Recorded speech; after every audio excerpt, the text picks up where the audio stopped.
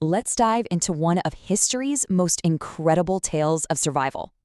Yeah, their state-of-the-art exploration ship got completely caught in a frozen sea. They were stranded, totally isolated, for almost 2 whole years.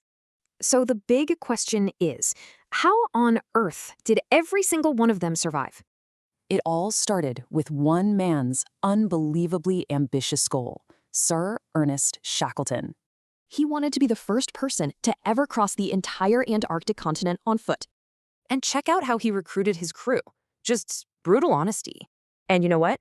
This wild ad attracted exactly the kind of tough guys he needed. So in August 1914, their specially built ship, the Endurance, set sail. But just as they were getting close to land, the sea ice closed in and trapped him. Days turned into months. The expedition was over. The new mission was just survival. Shackleton kept morale high with routines, hoping the ice would eventually release them. But the ice wasn't just holding them. It was actively trying to crush the ship. He had no choice. He had to give the order to abandon their only shelter.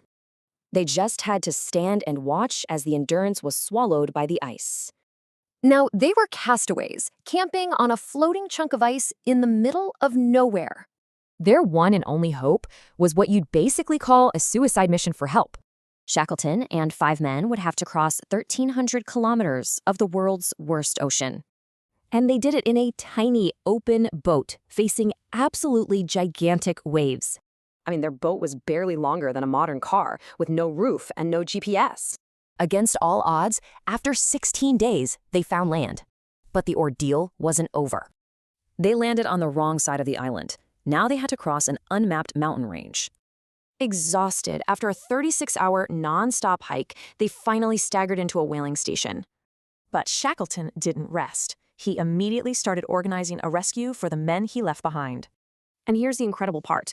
After several attempts, he rescued every single one.